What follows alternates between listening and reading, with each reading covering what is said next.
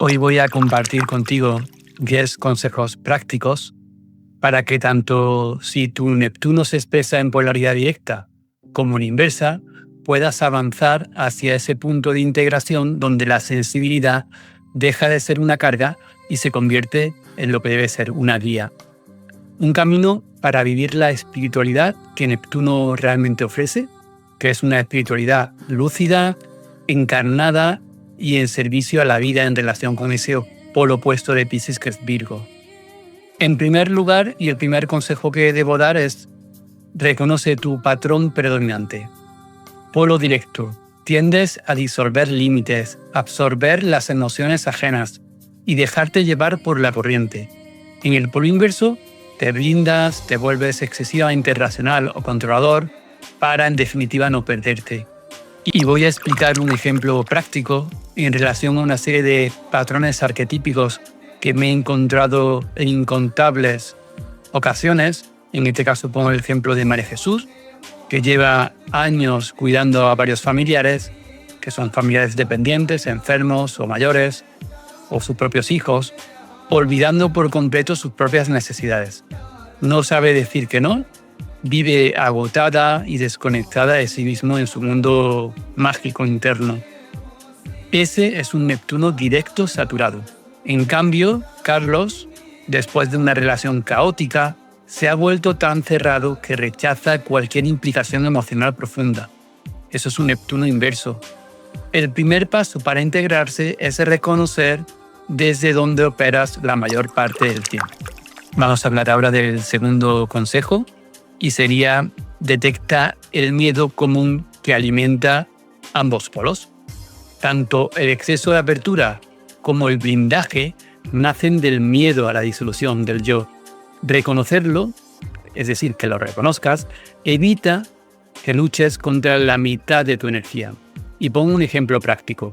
Elena es una neptuniana directa, teme perder su identidad si no se entrega por completo a los demás.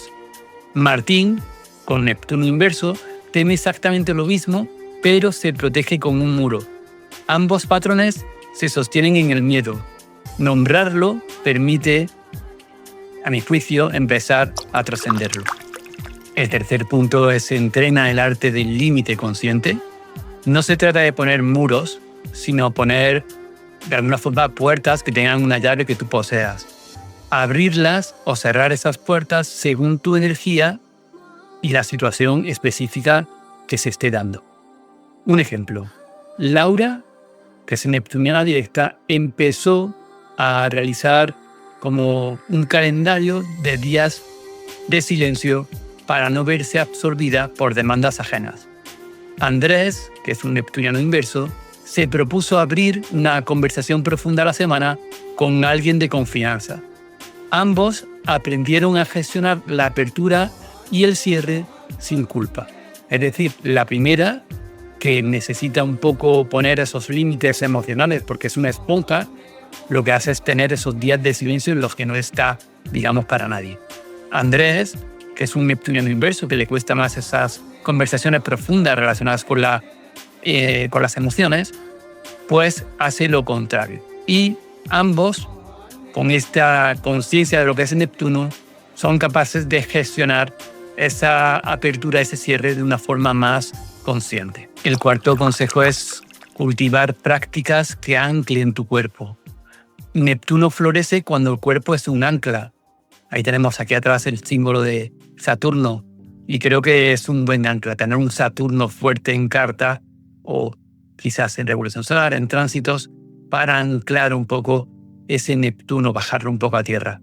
La espiritualidad sin enraizamiento deriva, por lo que he podido investigar, en evasión por un punto o control excesivo por otro.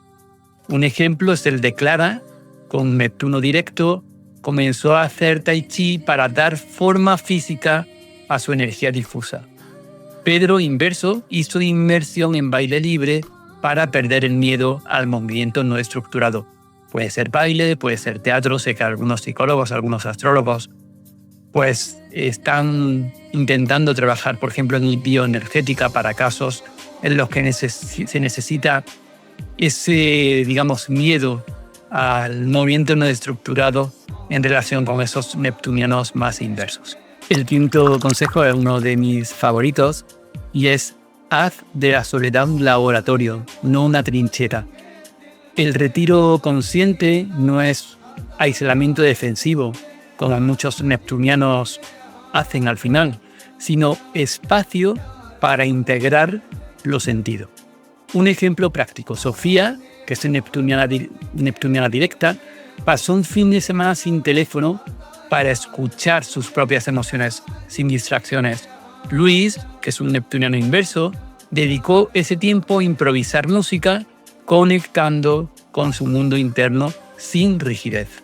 Ahora viene un consejo que es el sexto, que es muy difícil de poder, realizar o poner en práctica en relación con las personas muy neptunianas, y es: desactiva la idealización. Ambos polos tienden a idealizar. El directo a personas y causas, el inverso a sus propias certezas o distancias. El ejemplo: Carmen, que es una neptuniana directa, dejó de proyectar cualidades mágicas en su terapeuta y empezó a ver la relación como una colaboración más horizontal. Tomás, inverso, comenzó a cuestionar su idea de que nadie merece acercarse tanto. Seguimos con el séptimo consejo, que es: entrena la presencia en la incomodidad. Un Neptuno más maduro no huye de lo confuso ni se aferra a lo claro. Habita en ese umbral entre ambos. El ejemplo que os doy es Julia, que es neptuniana directa, aprendió a quedarse en una conversación difícil sin ofrecer soluciones inmediatas. Ignacio, que es un neptuniano inverso, se permitió expresar vulnerabilidad ante un amigo, sin tener todo bajo ese control más opuesto a Neptuno Piscis, el control más vigilante. El octavo consejo es crear rituales de disolución, pero que sean rituales conscientes. Eso es integrar Neptuno, que al final es aprender a perder el yo voluntariamente para renovarlo, no por accidente o por una crisis. El ejemplo práctico es el de Valeria, que es una neptuniana directa en ese momento. Participa en ceremonias de canto grupal donde se siente parte de algo mayor. Se disuelve en ese coro, en la música, que es algo muy neptuniano. Sergio, que es un neptuniano inverso, se expone a actividades artísticas donde su control más virginiano, más saturnino, se va derritiendo poco a poco. El noveno consejo es: encuentra un cauce creativo. La energía neptuniana necesita expresarse en formas que unan belleza, conexión y servicio. Ejemplo práctico: María Ángeles, una neptuniana directa, pinta acuarelas inspiradas en sueños y las dona para recaudar fondos en causas sociales, en esa misión un poco neptuniana. Javier inverso escribe relatos cortos para un grupo de lectura comunitario, abriéndose a la sociedad, abriéndose al grupo, disolviéndose en el grupo de una forma gradual. El décimo consejo es: recuerda que la integración es un ciclo, no un estado final. Pasar de un polo al otro no es un retroceso ni un fracaso, sino el movimiento natural de Neptuno en nuestra psique. Cada oscilación entre apertura y cierre es una oportunidad de aprendizaje. La mayoría de las personas se aferran a lo que creen que es su personaje principal: la mártir que se sacrifica, el místico que se diluye o el racional blindado, y rechazan por completo el polo contrario. Se cristalizan tanto en ese rol que incluso cuando la vida les trae circunstancias inevitables asociadas a tránsitos o progresiones específicos, se mantienen fijos en su identificación.